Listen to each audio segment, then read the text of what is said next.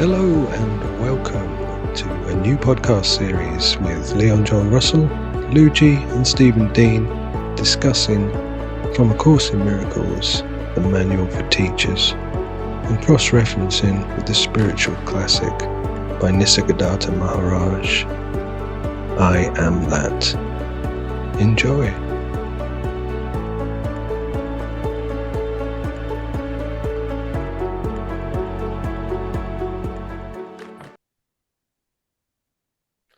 Guys, good to see you both. How are we? I'm great, and it's good to see you and you, Luigi, my mate. How's it, Steve? How's your How's week? it going? I'm fine. I'm fine. Looking forward to this. We ain't done one for a few weeks, so this should be a bit of fun. And they all are.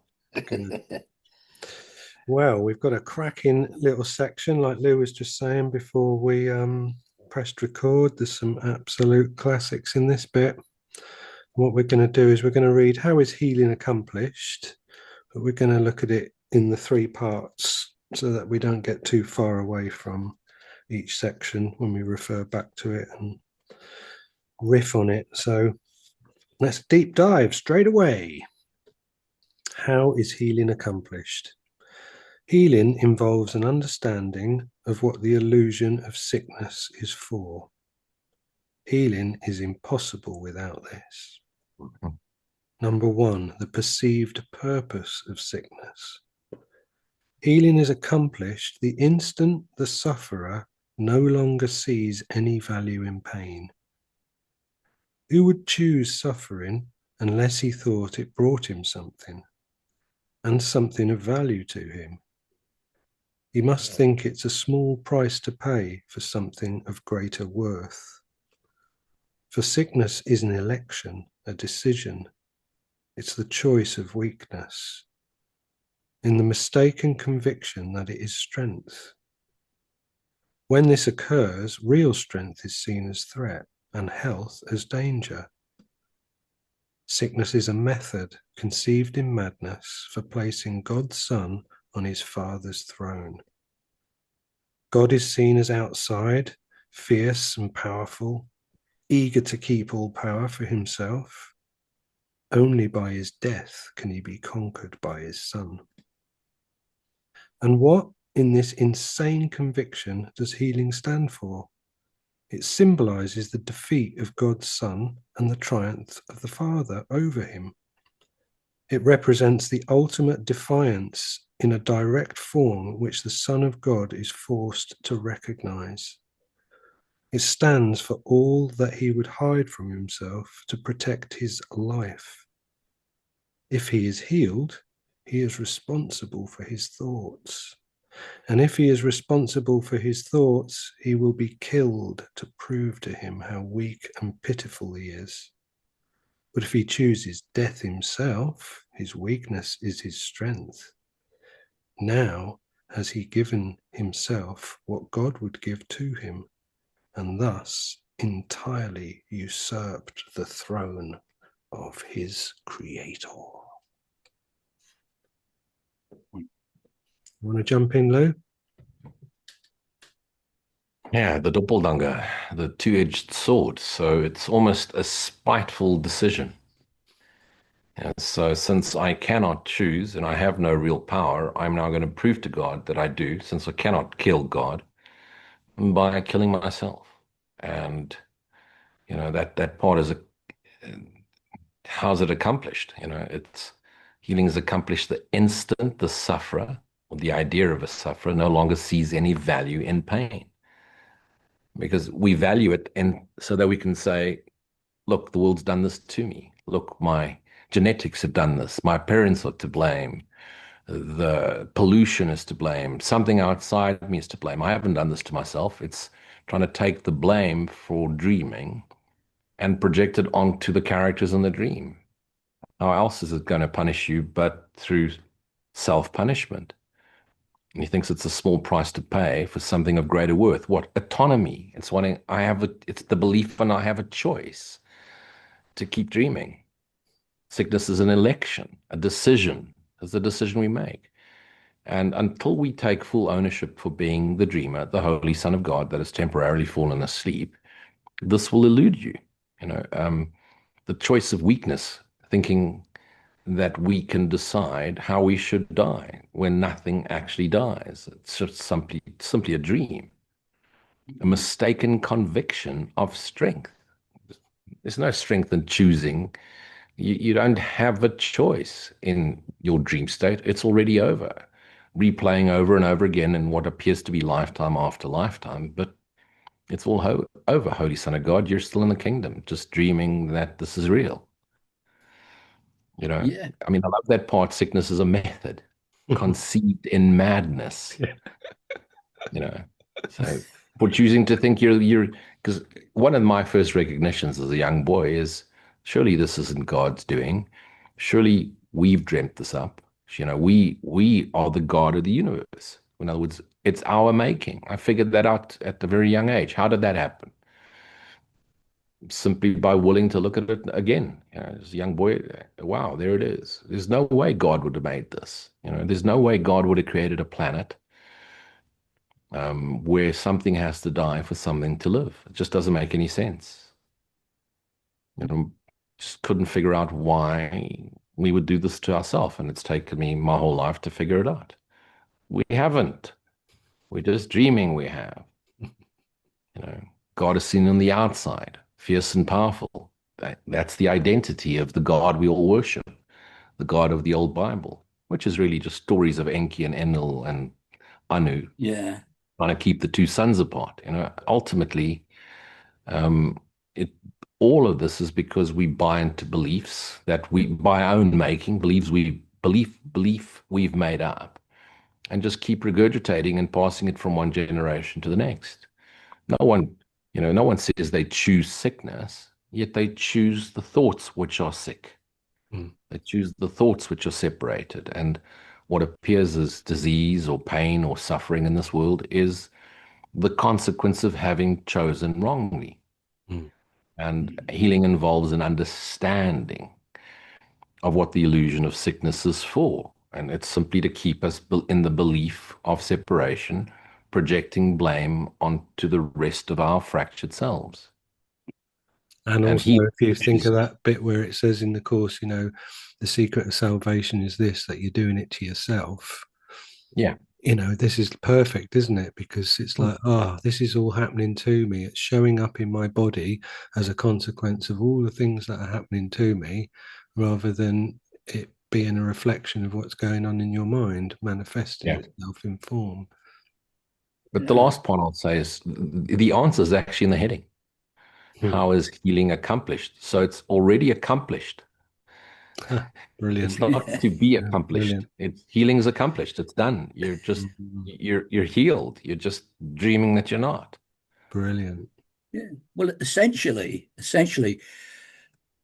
God, or the source being wholeness or oneness, it is just the oneness that we can't comprehend totally at the moment. But this dream being the opposite of him, wholeness, separation, and separation into perfect opposites, right? Now, because it's perfect opposites, everything here has got to have an opposite, as we've discussed before. So God here must have an opposite, right? So that's where we get this devil business from. So this devil business, which appears to exist for some people who go about worshipping him, I mean, who knows what that's all about? But it's easy to see because he promises them heaps of snow in the form of money and all that, and the other, and big houses and Ponzi cars and haircuts and all this. It's like it's like they pain because this existence cannot offer the love of the wholeness of God. It cannot offer the wholeness of love. But what it offers instead is an opposite to it. Absolute pain. There's love here, and you can feel it. That's about the Course in Miracles is all about rediscovering that love and realizing that the life, that thinking that this is all there is and the be all and end all, it's not, and there is a way out. But this pain is like the opposite. Like, oh yeah, well, I can produce something that will make you believe that this is true. And as someone writhing in agony, saying to them, "Oh, it isn't real. It's only a dream." That ain't going to do you any good. You know what I mean? They have to sort of you've got to get that through to them before it starts, so they can think, "Wait a minute, I can fight this. This isn't true." This is something I'm so. Yeah, I put this as a comment to. I watched a Neville Goddard video the other day, and he's very good. He sort of summarises up the course in a straight talking kind of way. But in the comment, like he's saying, if you truly believe, like you decide yourself, forget about the past, forget about the future. I'm in the present. In the present, I am not ill. I cannot be ill. I am only love. And then set your target. I cannot be anything except love. And that resists it, he's saying. Right. Well, I reminded me of something years ago, because I used to be an actor years ago in provincial theatre and all that. And then I was in this play. And the day before the opening night, I was starting to come down with flu. And I thought, oh no, I can't do this, because the theatre was packed, full house, you know what I mean? I had quite a good role. And you can't do it with a flu. And I thought, this is terrible. So I went up to the corner shop, because I said to, have you got any cough sweets or something? Because I couldn't go to the chemist or anything, or doctor or anything. I didn't have time for all that. And besides, I wanted to do the show. And I said, have you got anything that could help this? I think I've got a cold or a flu coming on.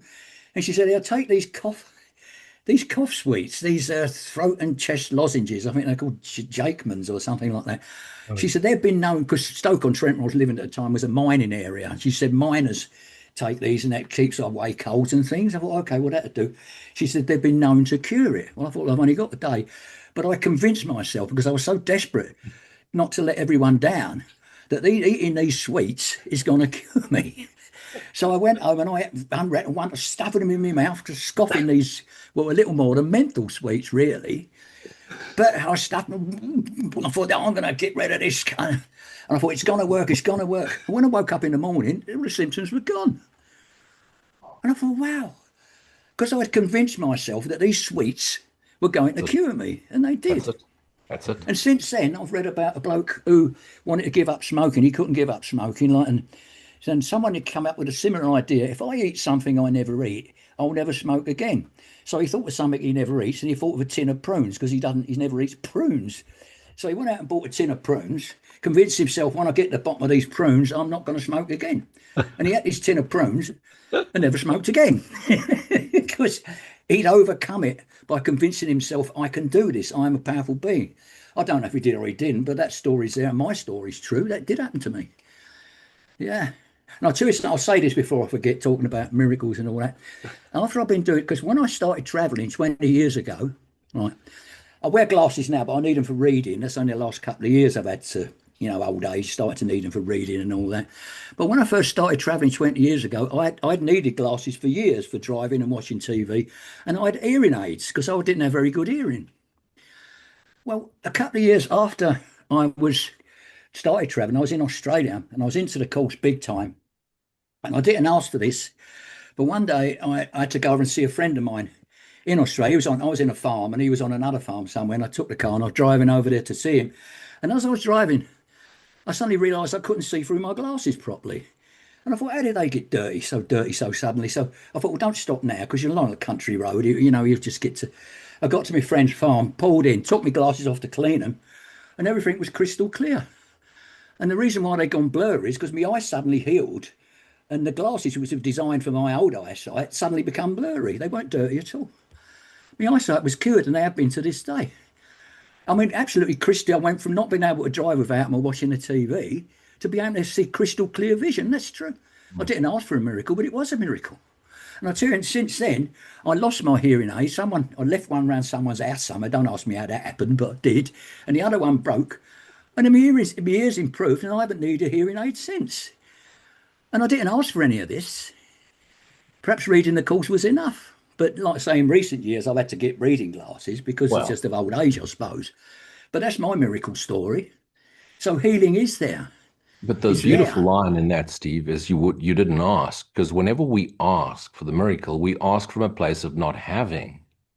So we're actually vibrating and not having, asking for something we believe we don't have. What's given to one is given to all.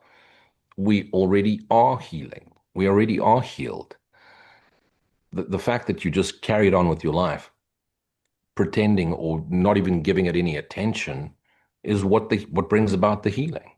Yeah, it must be that, because I really, like I said before, once I started I knew the course was true from the beginning. I didn't have to read it and think, oh, I think this is pretty true. I just knew. So as I was reading it, my understanding of it grew and grew and grew, and like the understanding of what a miracle is. So I didn't think about this eyesight thing at all, and then suddenly it happened to me. I could suddenly see again. Talk about shift in perception. When it says the miracle's a shift in perception, you literally had a shift in perception.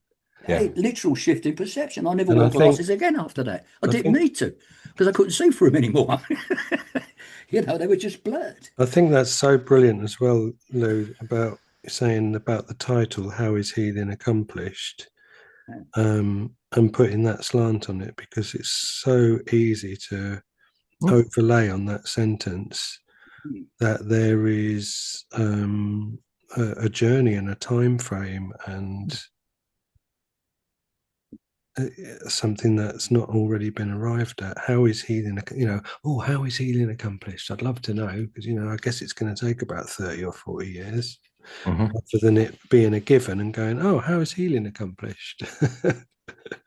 Yeah. Brilliant. And it's such our ego, our delusional dreaming mind is so clever, or magnificently clever, that it imagined an entire universe, and then made it real for itself. But what a clever way. So if you haven't found the non-dual and you still believe in a God outside you, even that way it catches you. So God, this perfect being who just creates perfection, then goes and creates imperfect children who can die and who can suffer. So how powerful is this God anyway, if you believe in a dualistic God? So it's just so clever in making sure that you trap by first of all, the belief in separation. And the second of all, even if you believe in separation or duality, that it's an imperfect God. Excellent. Yeah, because I So mean, clever. the thought system, be that thought system, ego or Holy Spirit, the appropriation includes everything. Absolutely. And that's why that metaphor is so cool about saying, Rupert Spira's one about wearing a pair of orange glasses, because if you've got orange glasses on, everything you see is tinted orange.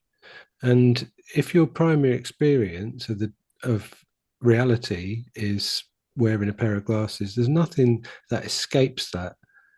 And then the unfiltered perception being no glasses, nothing escapes that either. So of course God gets pulled into it, and everything gets pulled into it, because it's a total thing. Perception is total. It's either through the eyes of love, through the eyes of fear. And then this brilliant bit here where it says, if he's healed, he is responsible for his thoughts. That's it. Yeah, beautiful.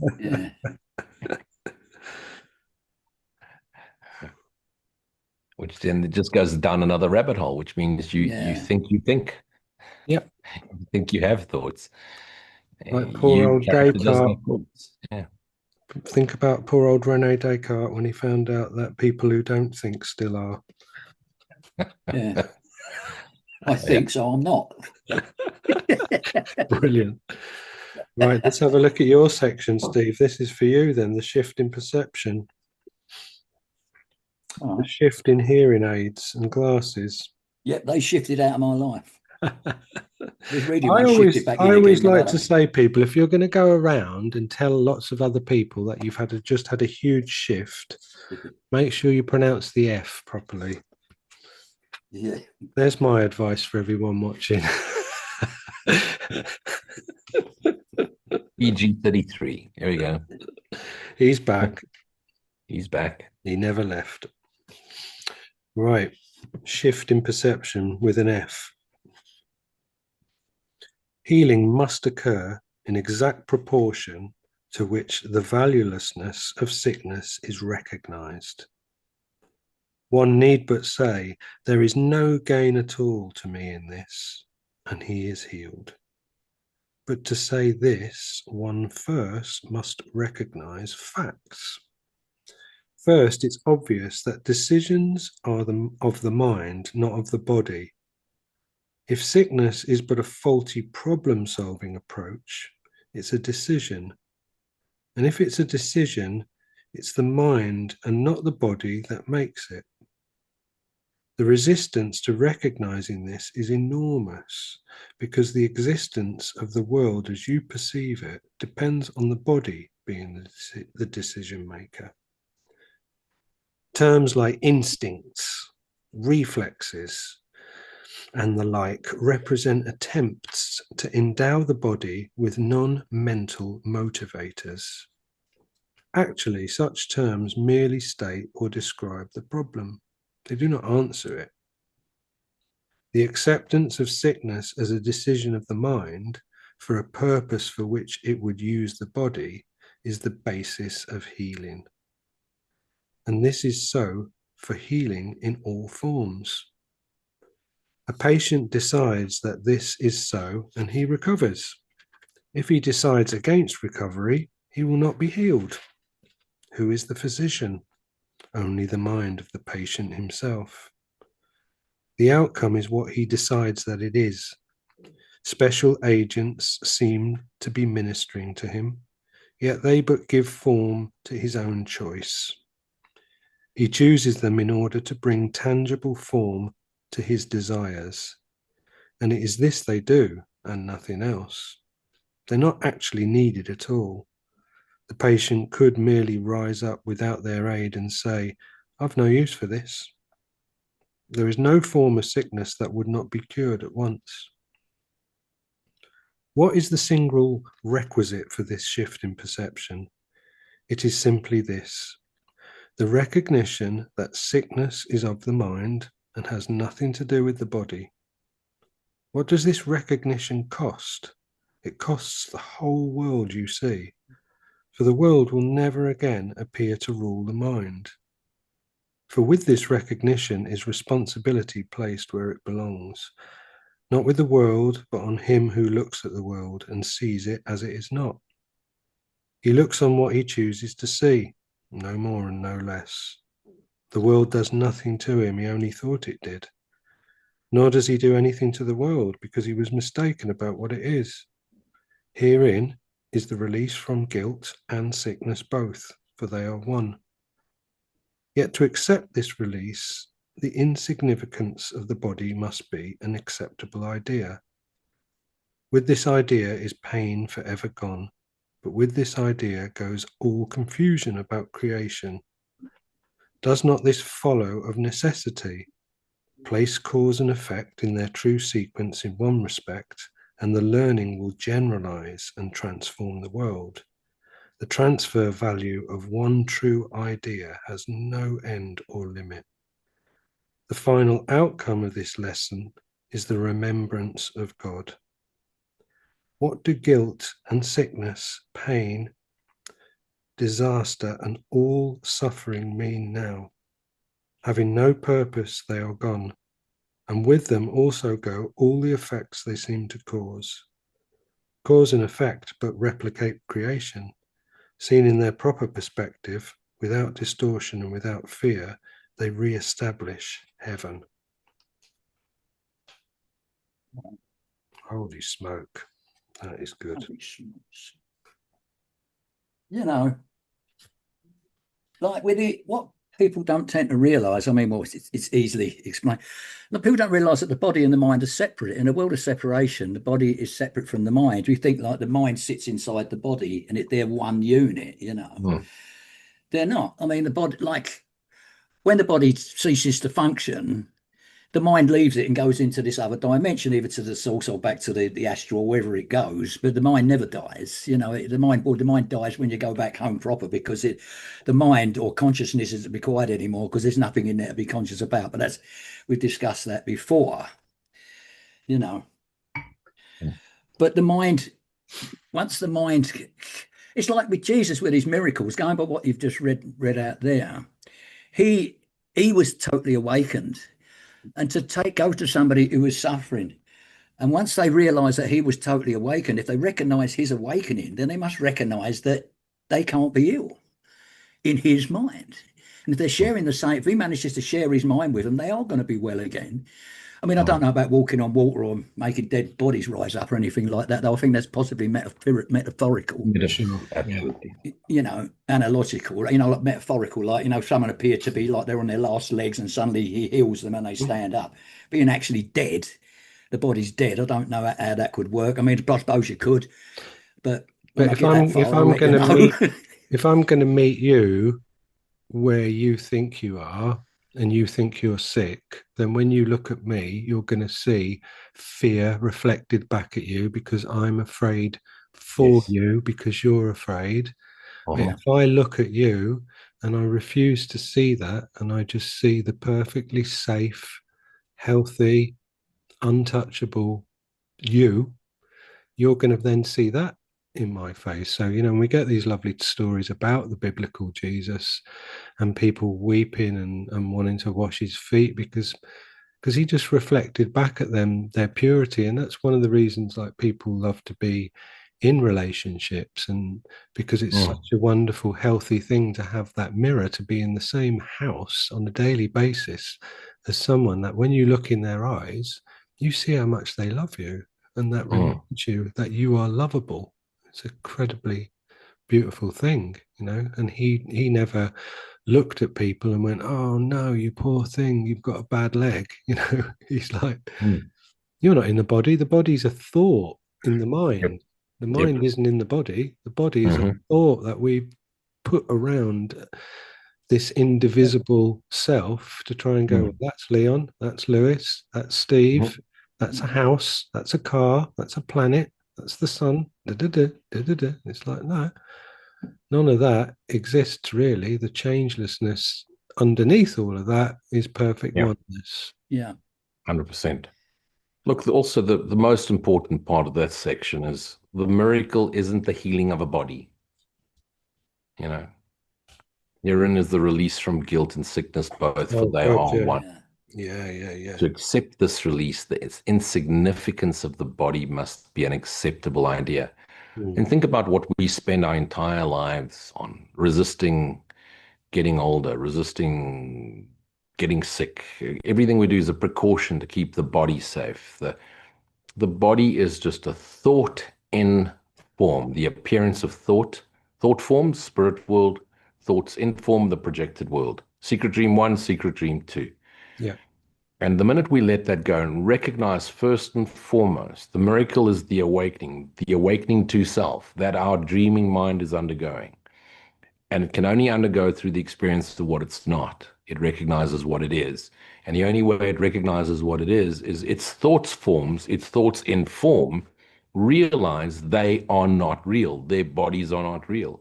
Mm, We don't have a mind in our head. We have a brain, a decoder that decodes the signal broadcast by our dreaming mind. When we recognize we are the mind that dreams, that's the miracle. Then it matters not what happens to the body, whether it ages, dies, doesn't die, lives another 20 years, appears to be healthy, appears. The healing is the recognition I am. mm. In spirit, I abide in God. God is spirit, abides in me. Not I am this body and I've now been healed. That's the world does nothing to him. He only thought it did, Yeah. nor does he do anything to the world because he was mistaken about what it is. What is it? It's a projection of your dreaming mind. It's a dream analogy again. When you wake up in the morning, no matter how seriously you took your dream, you realize, I just dreamt a dream that never really happened. In true reality, it's I'm awake in the kingdom. I'm awake in my father's home. Let's go down and have some breakfast. Let's go and eat some chicken wings and fairy whatever. It's alive. This was never true. That's the miracle. Cause and effect in their true sequence in one respect. In other words, Yeah. what we're seeing is the effect. What's the cause? I recognize not what I am. I've fallen asleep, projected a dream called the appearance of a universe, into which I've projected sentient forms of myself, Hmm. the essence of all of it being self, capital S, Christ self, Mm. yet the appearance thereof, walking, talking circus monkeys appearing to be acting for other circus monkeys. There's no circus, as I've said before. We had love that analogy. You're sitting in the cinema next to Jesus, eating popcorn, and Jesus is holding your hand. Hang a second. There's no you. There's no Jesus. There's no cinema house. There's no screen. There's no projector. All of it is in your mind. When you awaken to that, that's the miracle. It matters not now. Now you're in the sequence of awakening or the appearance of awakening, which is already accomplished. Yeah. It's like it says in the book, like, you know, you awaken from one dream into another, the greater dream. Absolutely. I had a particularly clear. I'm always, when I dream, I always dream about I'm looking for something, because I am. You know, I'm always walking down roads. I'm always trying to go somewhere and finding myself going the wrong way. This happens all the time. But last night I was dreaming, I was walking down the street, and it was extremely detailed. But all I was aware of was trying to find something. The streets were there, the houses were there, but I didn't wonder who lives in them and what sort of building they were, or anything like that. They were just something in the dream. All I wanted to do was find out where I was going. I didn't consider anything else in the dream. All detail was as of nothing. And so really, when I wake up in this dream, it's just all detail is of nothing. I'm still looking. I'm still wanting that awakening, that true awakening, which I'm looking for. And the reason why I want is because I want to be able to heal people. You know, that's, if there's anything I want, is to be able to heal like the way Jesus did. And whenever I don't know if I'll achieve that or anything like that, but that is my aim, and that is in my subconscious. So it affects my dream. I'm always looking. And also to just circle back to when we were talking about the totality of perception and the fact that it's either 100% fear or 100% love. What you've just described to us two is who we know you to be when you're awake. So why wouldn't you have a dream as Stephen Dean, who's looking to find out where he's going, and he sees everything in great detail? Exactly. It's a reflection of my mind at night. Now, this is my mind during the day. Yeah. It's got no the surprise. the night. Yeah. It's all of opposites, and it's sleep, awake, day, night. It's just a total opposites all the time, hopping from one to the other. That's the problem with the world, because you got this free will which decides what choice you want to make, and you can't make the right positive choice all the time. It's just not possible. Like when you're a little kid, like when you come into this world, you're totally innocent, or so I believe. I mean, it's got this genetic stuff or whatever, but you come in. I remember being about 2 years old, right? And I tortured a spider. Well, I tortured him, I prodded him and hurt him and this, that. And I didn't know what he was. I remember I was so young and I was fascinated by this spider going along the fence. And I was prodding him and this, that. I didn't know what he was. I was really hurting, poor little thing. You know, I didn't think anything of it. I didn't know what he was. But as I grew older, and I remember that, I thought, oh, you hurt that poor little spider. No, because I care about things like that. Yeah. You start to realise things you've done when you didn't realise what you were start to haunt you, no matter what they are. And this begins through your life till you build up this catalogue of guilt behind you that's actually projecting out your subconscious, causing all your ideas about what's going on, when in fact there's fuck all going on, really. Excuse my French. And it's like, you're sorry about that. But please anyway, don't swear here with us too. We don't like swearing. Yeah, especially not in French. Yeah, anyway, like, you know. We don't like French swearing. Merde. Beautiful. I love it. So, nothing liberating. But there's nothing really going on. It's only what I decide is going on, you know. Yeah. It's like we've all got three different worlds. We have three of us, we have three different worlds. We all look at the same well, you see the same scenery, use the same props. We're all writing our own screenplays. And when I go, my screenplay goes with me, because no one else really knew what the screenplay was anyway. And that goes from start to finish. And when it says, who can, like in the book, it says one man can awaken the world. Yeah, you can. You can awaken your world, because it's only your world you're actually living in. When it's all said and done. Yeah, I love that bit. I think it's in the psychotherapy pamphlet where it says, you know, one perfectly healed person, no one need to even know about them or anything. It's just, it's like, there you go. They can heal the whole world, and no one even needs to know about them, know their name or anything, because there's one mind. But I tell you what absolutely leapt off the page for me was these few words here: non-mental motivators. You know, in a book that's heavy on the Shakespearean meter and trying to correct all the misunderstandings of Christian terminology, I love the way sometimes it just kicks me straight between the eyes, and just with something so worldly and almost medical and scientific, where it says terms like instincts, reflexes and the like represent attempts to endow the body with non-mental motivators. Yes. How good is that? Where have you ever read that before in your life? Non-mental motivators. Well, it's like it's in the script, but your mind doesn't want it to be in the script. You start doing something that like every time you've done something, you think, what did I do that for? It's like you've gone off script and done something you don't really want to do. But afterwards, you think, what did I do that? But You know, how it's clever got is that of the ego to say, oh, oh, that's reflexes, oh, it's instincts, because it passes on it gives it responsibility an explanation when there isn't one, really. away Like, you from know, you. yeah, yeah. Yeah, It's it's again endowing the body with attributes, making it real. yeah. Special gifts, Mhm. psychic intuition, you know, I mean, this, natural born instinct. It's all yeah, exactly, it's again emphasizing body, making the body real. But I love that part, non-mental motivators. It's almost like I used that term last week in my talk, the mental masturbation session of spirituality, where we love to debate non-duality. Yet how can you debate non-duality if you're trapped in duality? What do you understand about non-duality while you're discussing it? If you truly glimpsed into non-duality, you'd go quiet, nothing to say. And then it just nicely wraps it up by saying, actually, such terms merely state or describe the problem.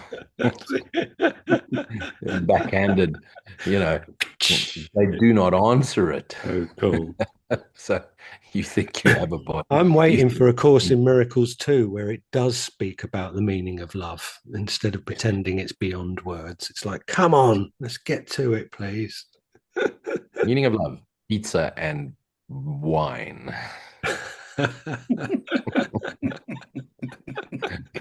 I mean, if it doesn't put a smile on your mouth, what's the point? If it doesn't make you laugh, Yeah. that's it. Hey, we're all human, and this is the important thing to realize. Those of you that have met us for the first time on YouTube, and we seem to have it all together. We all still lose our shit. We all still get upset. We still get the flu. We still trip over whatever and bang our knee. Still crash my motorcycle every now and again. And the minute you think any body mind is special, attributed with certain gifts, psychic ability, healing powers, Mm. whatever, you've made idols, gods of thoughts in form. The Mhm. recognition is simply, I but dream this. God has nothing to do with any of this. My body doesn't decide. My genetics have nothing to do with it. Let's blame my genetic predisposition. We've heard all the stories, guys that smoked until they were 100 and Mm. didn't affect them. Someone sniffed someone smoking a cigarette once and died of lung cancer 3 weeks yeah. later. Passive You know, smoking. we Yeah, Hey, buy yeah. we buy into all of these stories. And if it is a decision, it is the mind, not the body that makes it. But again, not this one's mind, not your mind, not Yeah. my mind, our dreaming mind, Yeah. which is spat out, projected, the Yeah. three characters on the screen, and 8 billion throughout the universe, and 9 septillion throughout the universe. It's it's just spitting thoughts. How many thoughts do you have a day? In the same way, our dreaming mind has billions of thoughts per moment. Every thought is then taken form. Once those thoughts recognize we are not real, thoughts dissolve in and of themselves into the light of awareness, returning to where? The awake right mind, Christ mindedness. And that right Christ mindedness is expanding. The dreaming mind is shrinking. And as it shrinks and condenses upon itself, it seems to go darker because it's a concentration of darkness. But it's only because the light is brighter and brighter. And as they say, the night is darkest before the dawn. That's all that's happening in our dream realities. We're awakening to this, recognizing I don't have a mind, you don't have a mind, I don't think, you don't think, we don't think a single thought. We're thought through, we're thoughts of a mind that now recognize this thought isn't true. The only real thought I have is the thought I share with God, and that is pure awareness, pure beingness, pure lightness of being. And then all of this seriousness, this desire for a miracle disappears. And as Steve says, his greatest desire is to heal others. Where's that coming from? He's healed self. It's already healed within, and now he's wanting to share it. It's just the wanting to share of the newfound knowingness. It's not even an understanding. It's beyond understanding. It's just Yeah. the knowing, the beauty within to want to be shared with all of itself. It Hallelujah. becomes so simple and so beautiful. It's poetry. This is just beautiful poetry. That's what it's becoming to me. Well said, sir. And I tell you what, I'm glad you pointed that out because having grown up with a dad who was like an addict, there's many points in my journey where it was nice for me to appropriate that through my lens of ego identity and to think, oh, I've got the genetics of a addict. You know, they were in his body, they've been passed on to me, so that's why I've got caught up in this loop of whatever it might be. You know, and I've noticed phases in my life where, for example, you know, as like a teenager, computer games, you know, just like incredibly addictive. Anything that I get into in the nature of who I am, if it attracts me, I am like really pulled in, you know. I don't just get into something a little bit. I am like 100% in as soon as I'm into something, and I want to know everything about it, and I want to devour it all because it's just the nature of how I sort of like operate, if you like.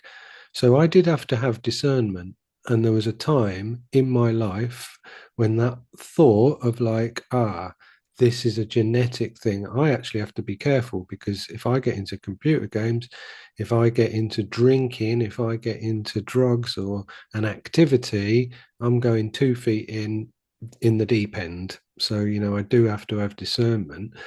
So there was like a tipping point. There was a time when that thought served me because it made me stop and have discernment. And then I go beyond that information to understanding that it is like a kind of way to trick the self into not taking responsibility. But isn't that the beautiful gift you've been given? Because even though it was a tricking and an illusion that you could genetically experience what your father was through your genetics, that brought you into a state of vigilance.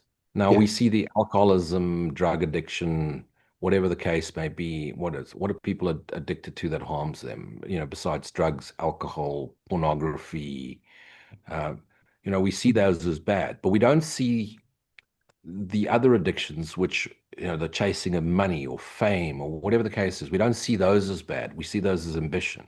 Mm. The reality is, through your willingness to investigate deeper. Perhaps you weren't even aware of what you were trying to understand at the time, but through it came the lesson of vigilance, discernment, vigilance, discernment. Mm. We're all addicts.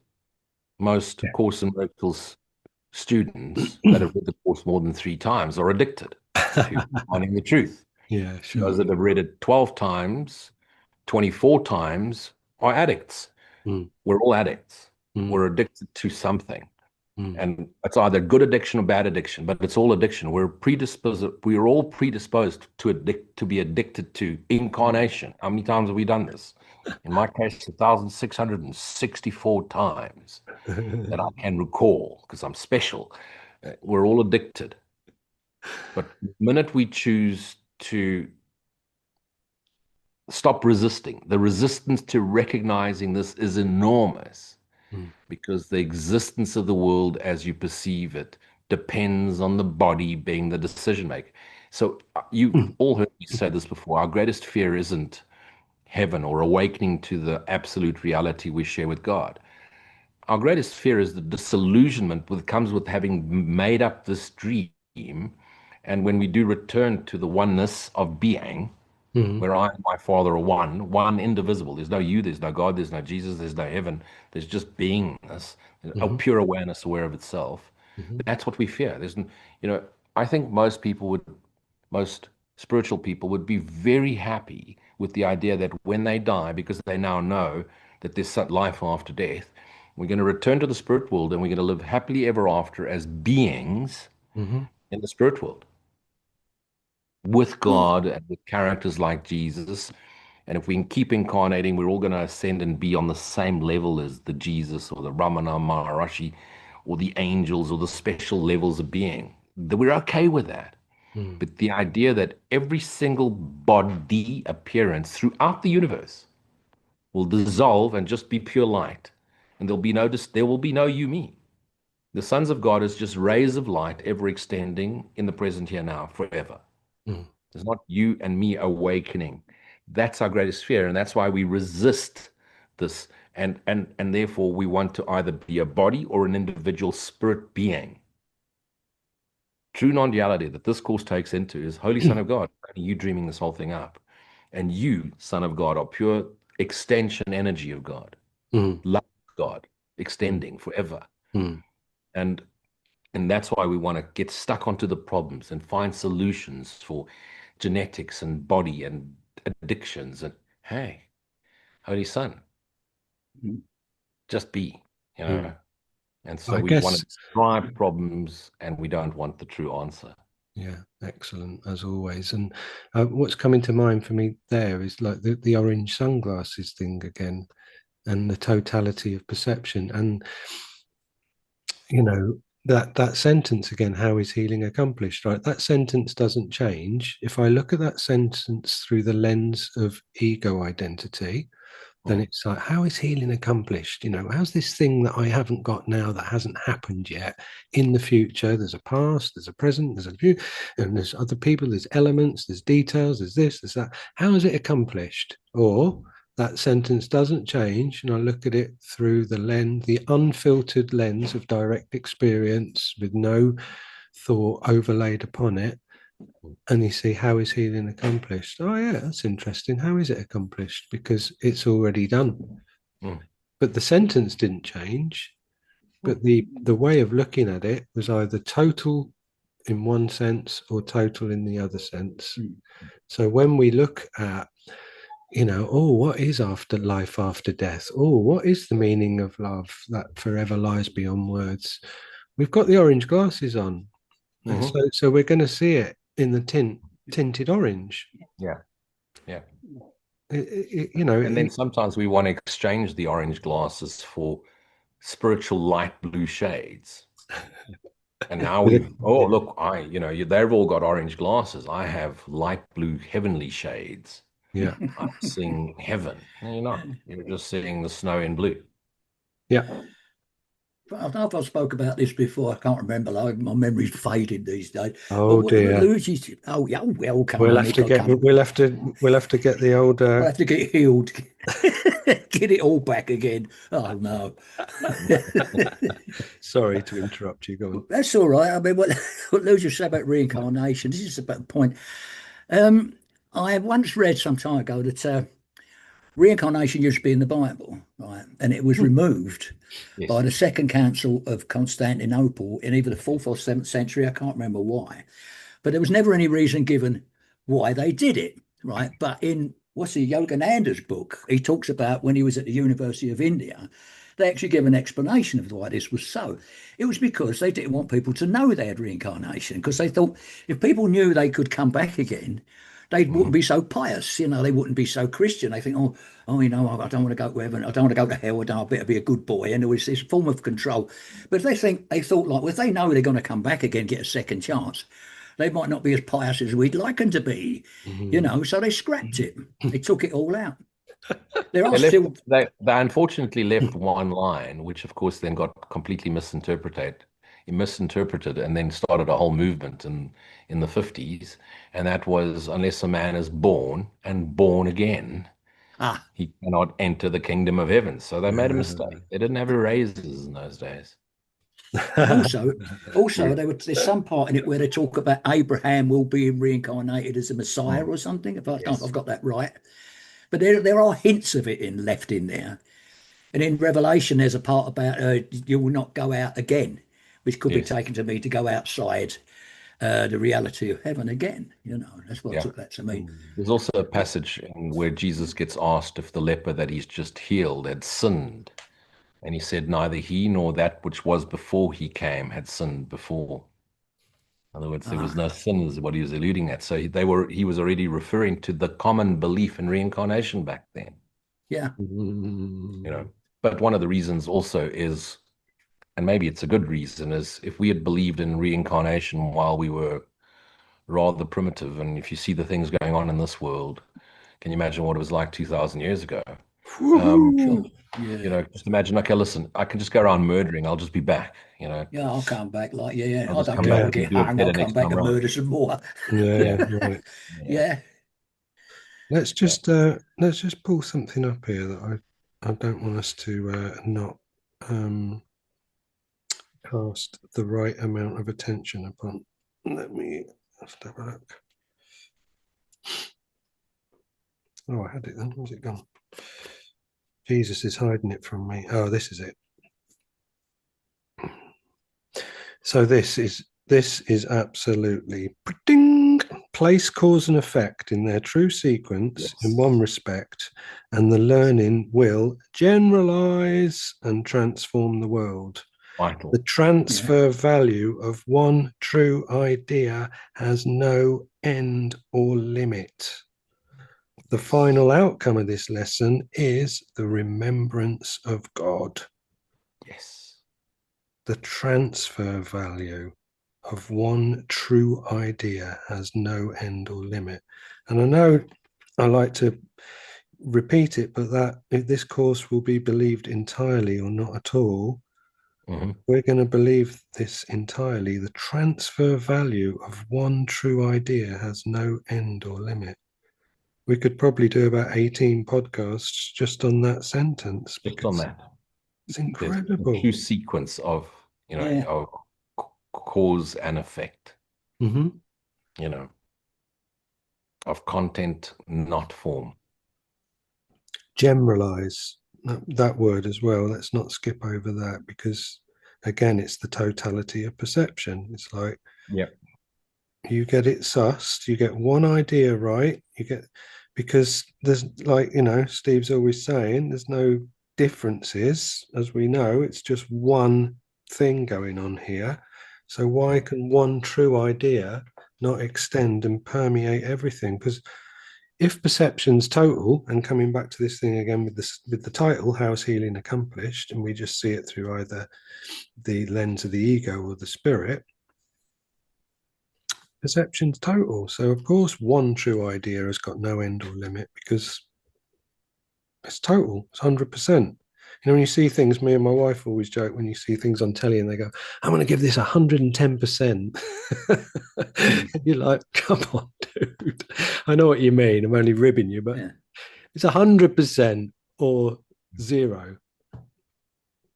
Unless you're spiritual, in Of which course. case it's 111% because the 111 are very important.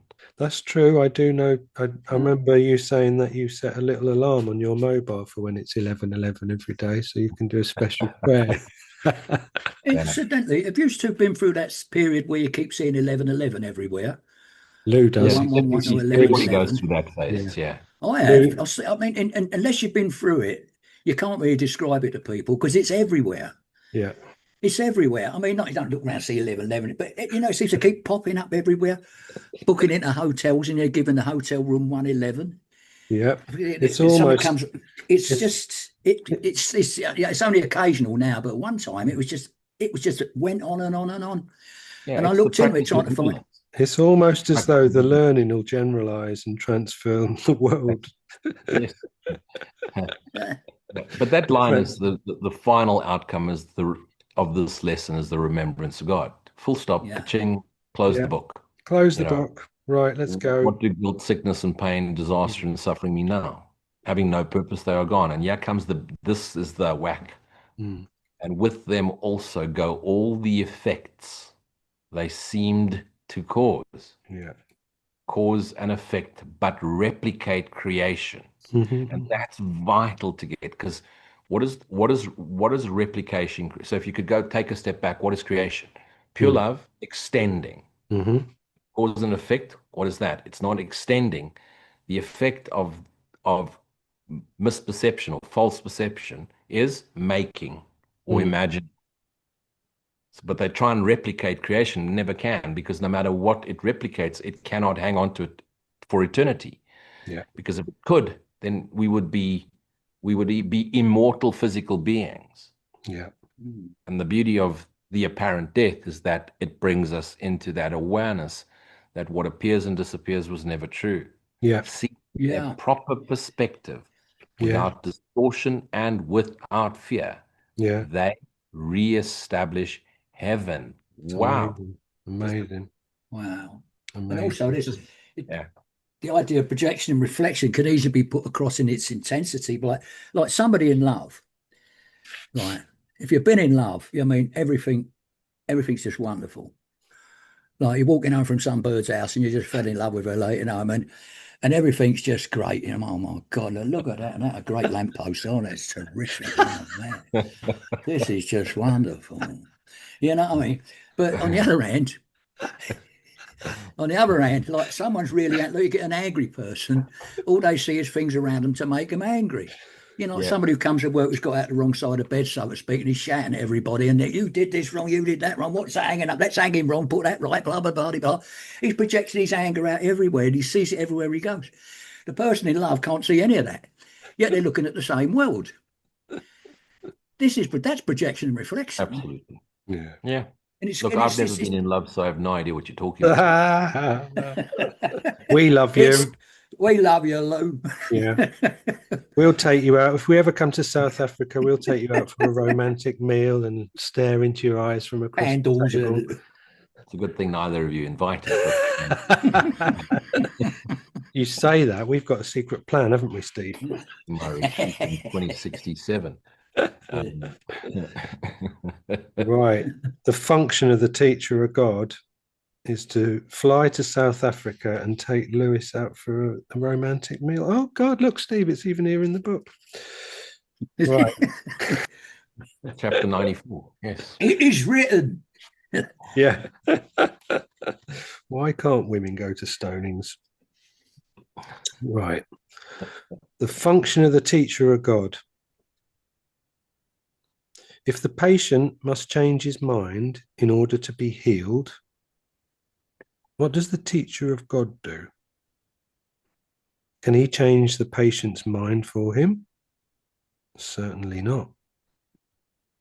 For those already willing to change their minds, he has no function except to rejoice with them, for they have become teachers of God with him. He has, however, a more specific function for those who do not understand what healing is. These patients do not realize they have chosen sickness. On the contrary, they believe that sickness has chosen them. Nor are they open-minded on this point. The body tells them what to do, and they obey. They've no idea how insane this concept is. If they even suspected it, they would be healed. Simple as that. Oh, it's got me there. Yet they suspect nothing. To them, separation is quite real. To them, God's teachers come to represent another choice which they'd forgotten. The simple presence of a teacher of God is a reminder.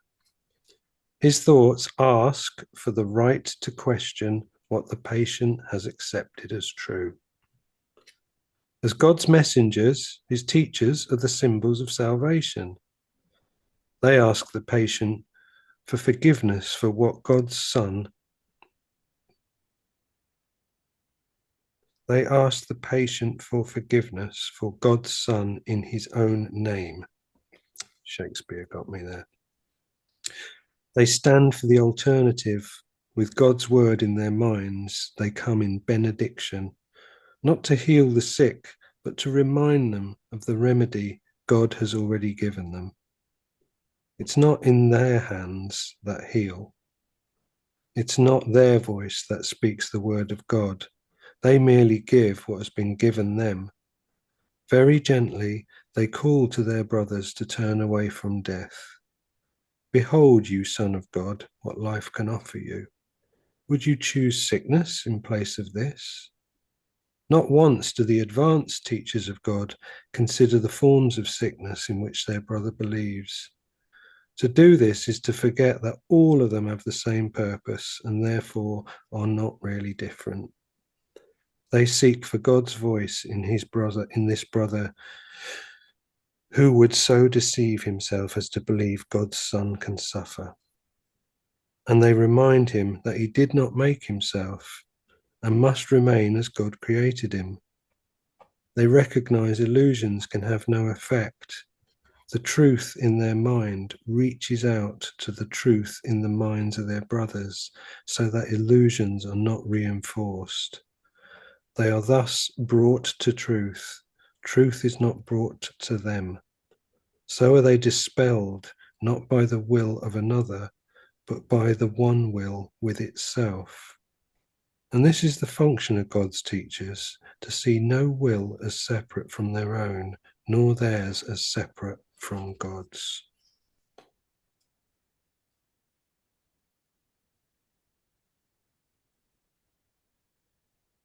Well, as teachers, we do share the same will because we're all three of us are sitting there believing the same thing, knowing the same thing. It goes beyond belief.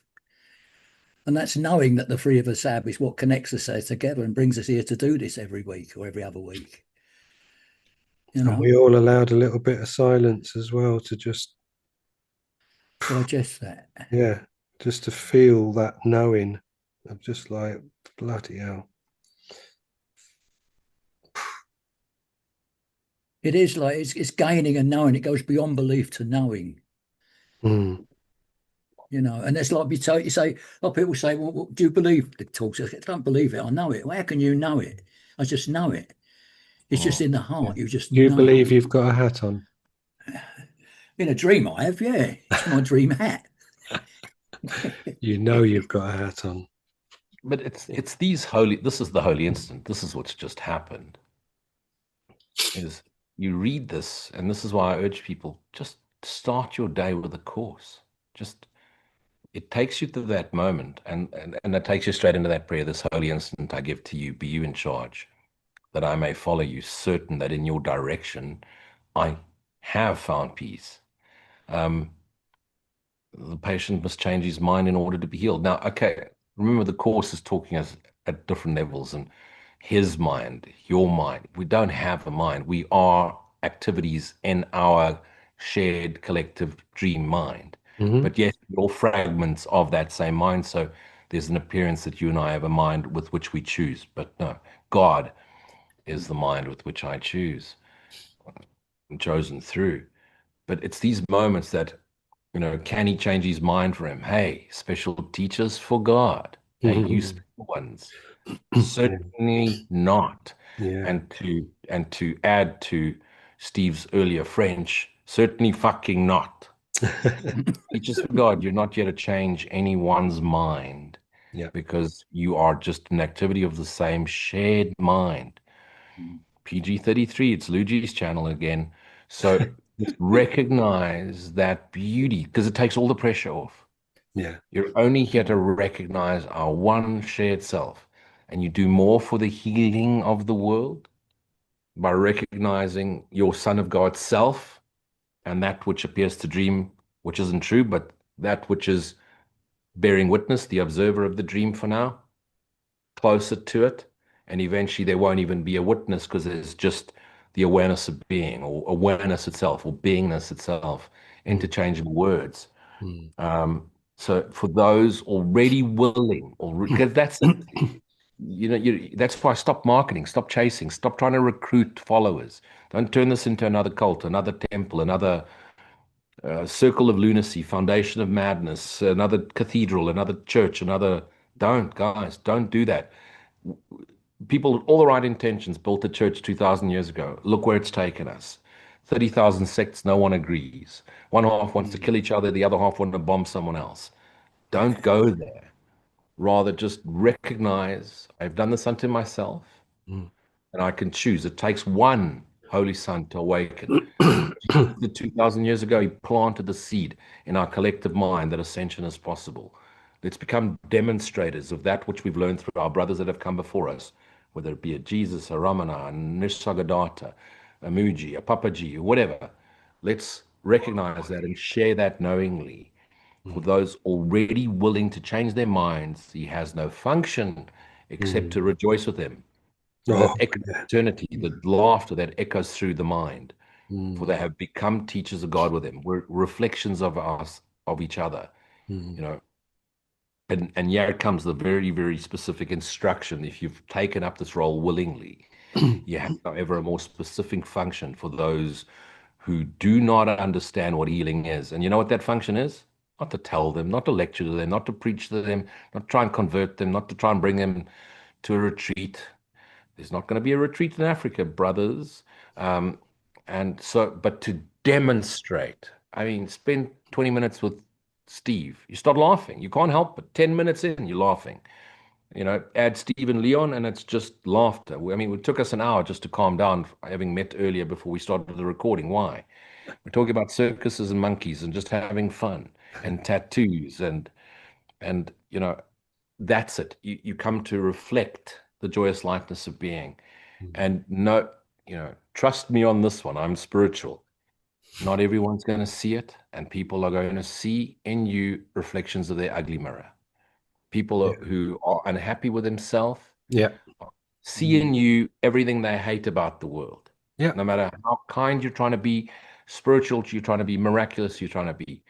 That's why I don't pay any attention to the thoughts appearing in what you think is your mind, in your awareness, really. And therefore do not pay any attention to thoughts in form, or what they say, or what they appear to think, or what they appear to do. Matters not, Holy Son of God. You're dreaming all of this up. Realize you're not in the cinema house, you're not the screen, you're not the projector. The whole thing's in the dreamscape. Awaken to self, awaken to your ultimate reality. It's a choice.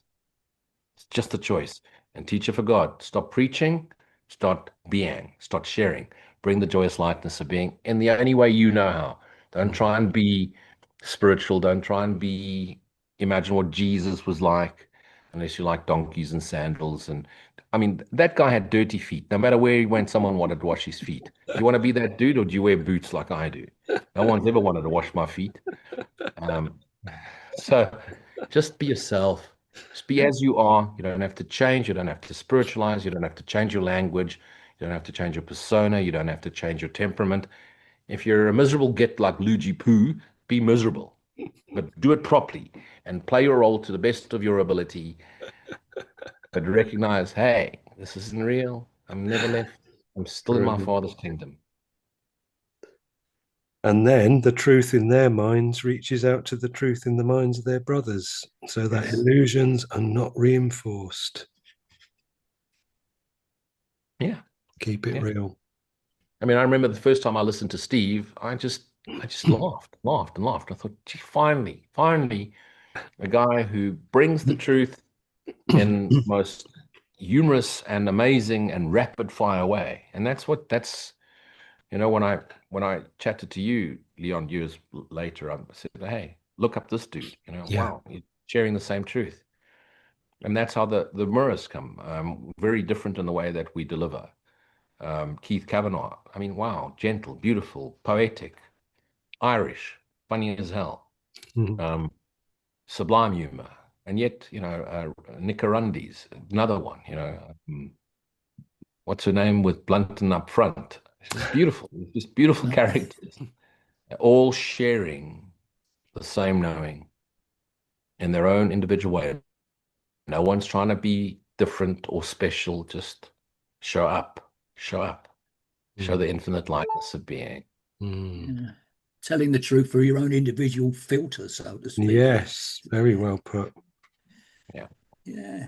I mean, like the stuff about Rupert Spira's thing about the orange sunglasses. I mean, that's been around for years in the form of looking at the world through rose-coloured spectacles, isn't it? It's the same thing. Yeah.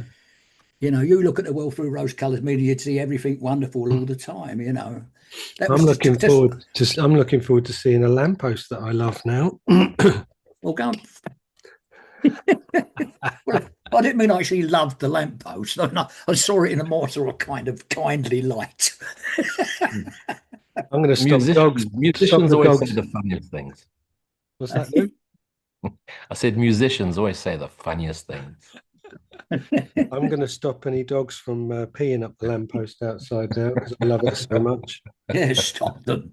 Yeah, Sacrilege. I'm going to start a religion of the love of the lamppost. Keep these dogs Post-love. away. Keep the dogs out. This is my lamppost. It's special. Yes. So, Nisargadatta, to wrap things up. Okay. Terrible old boring Nisargadatta. I don't know why we bring him up each time, but it's probably because we can't find anything better. Somebody asks him, are there entities in reality? Identity is reality. Reality is identity.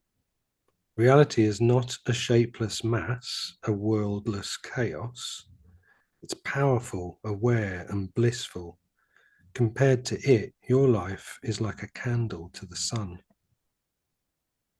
By the grace of God and your teachers, you lost all desire and fear and reached the immovable state.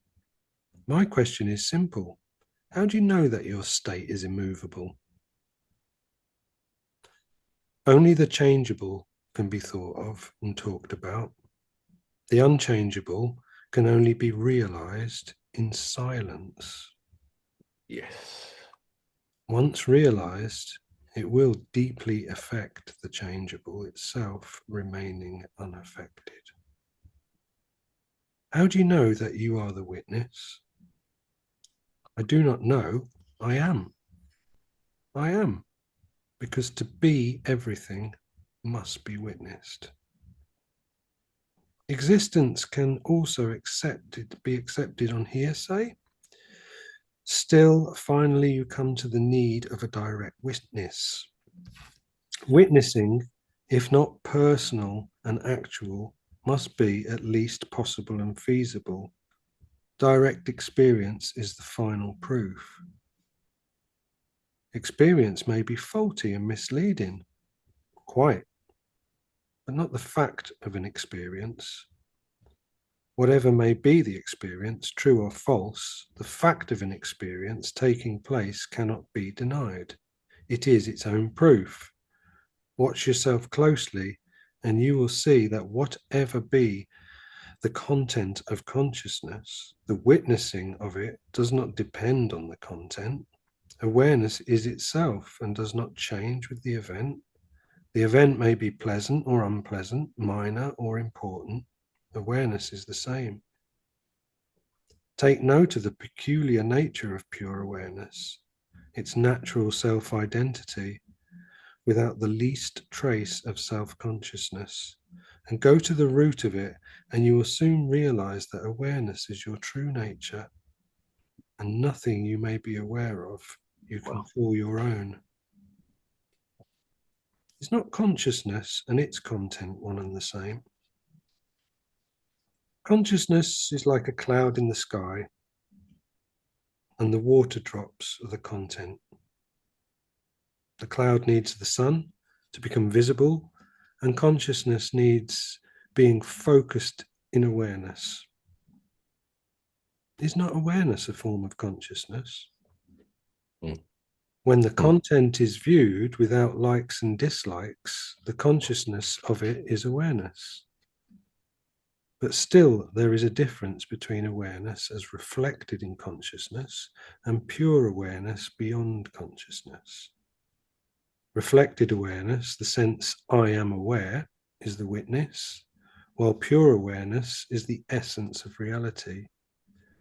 Reflection of the sun in a drop of water is reflection of the sun, no doubt, but not the sun itself.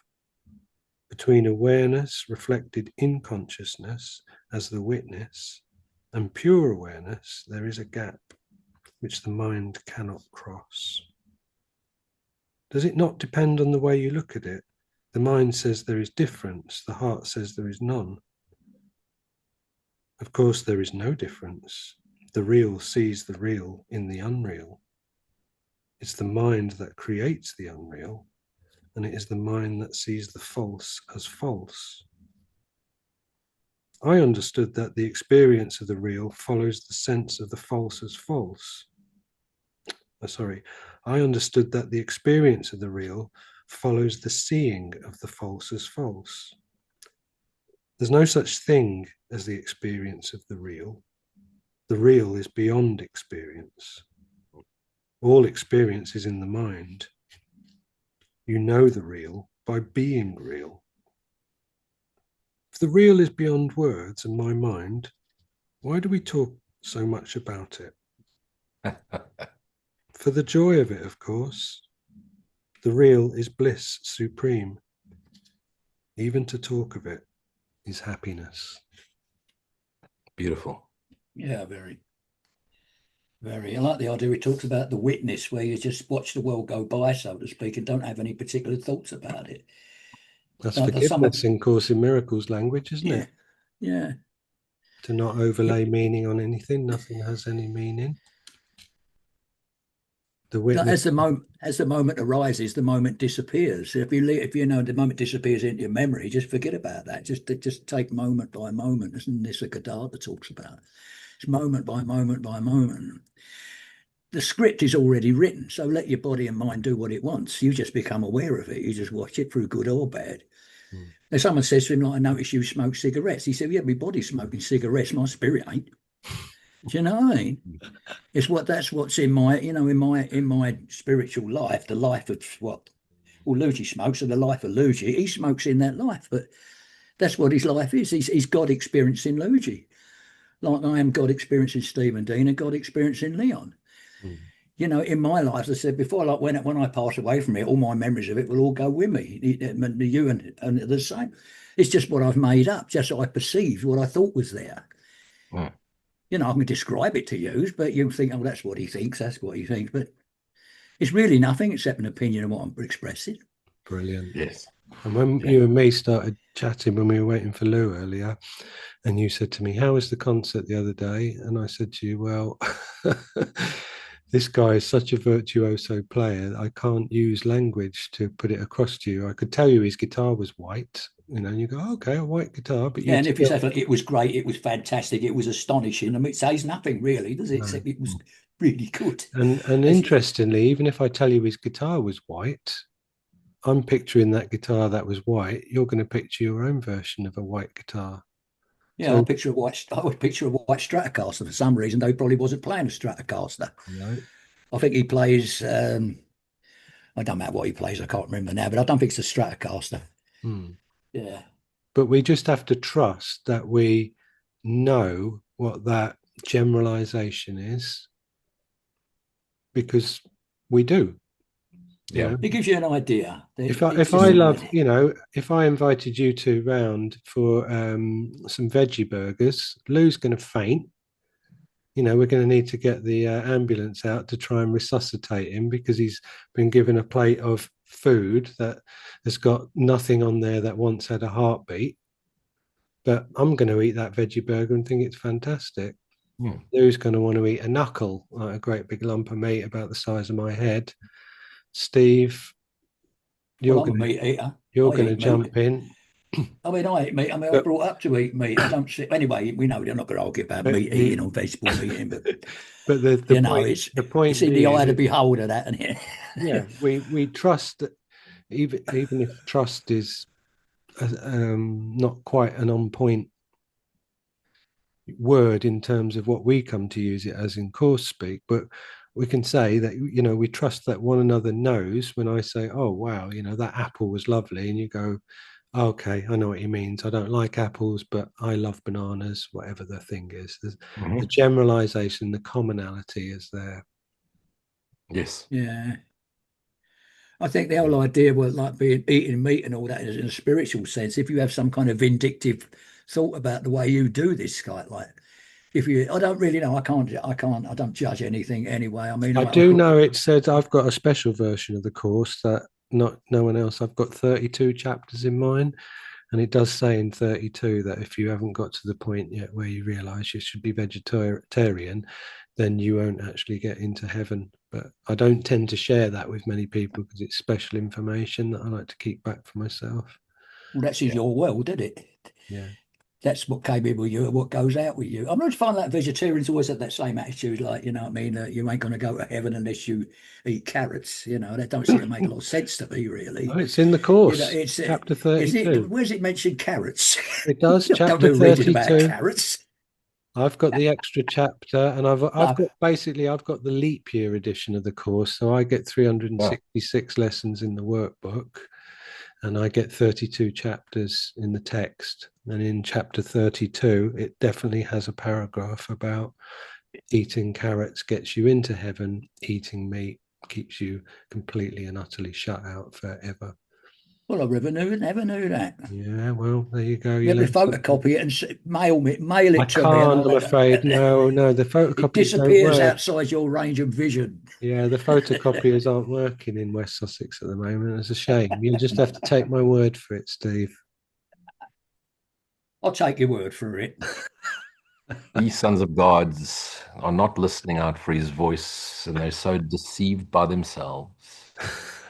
Carrots, do you know that carrots were originally purple? Of course, yeah, it's in I chapter understand that they 32. were. So the Dutch made them orange. So And I heard that they were white originally. The white carrots used to be white, like parsnips, and somehow they got to be orange. I don't know. I think the Dutch they were did white it, did they? purples. They were white to a purple color when they were ripe. Thank God you guys are so far away from me. I don't have to eat veggie burgers. Well, we won't be out far away forever, will we, Steve? Oh, I eat veggie burgers, but I'm partial to the odd meat burger as well. The thing is with meat, like that, if people had to kill the animal themselves to eat it, they think twice about it. I think, depending on how they are. But it's such a part of our Western society that it dished up meat, and meat gives you a lot of, it's got a lot more nutrition in it. Like, How did we I'm get not to going to this? argue the case for meat eating and veg eating, but it's Why not? something that I partake of now and again. I mean, and I'm not ashamed. It's just You should feel very guilty about True it. teachers for God recognize that veggie burgers can have no effect. The truth is in their minds. Reach out to the minds of those who eat meat so that illusions are not reinforced. Nomini Patri, Filii Spiritus Sancti. Amen. No more stay. Yeah, carrots, cauliflower, cucumber, broccoli. This was wonderful, guys. Thank you. Brilliant. Great chat. it was a great chat. I See read you next some of the Indian masters used to eat meat. I'll just add that as a go. Like, not all of them were vegetarians. No, those are the But ones anyway, that that aside, never. I'm not trying to defend No. myself by saying the Indian masters eat them. They're the ones But who they never do. got into heaven, though, Steve. Well, Now, they they have to reincarnated as keep coming good back, keep ones. coming back until they got a taste for carrots. And on that Anyway. purple note, No more stay. see you next time. I'll see you next time, lads. Terrific. Have a good one. I'll see you.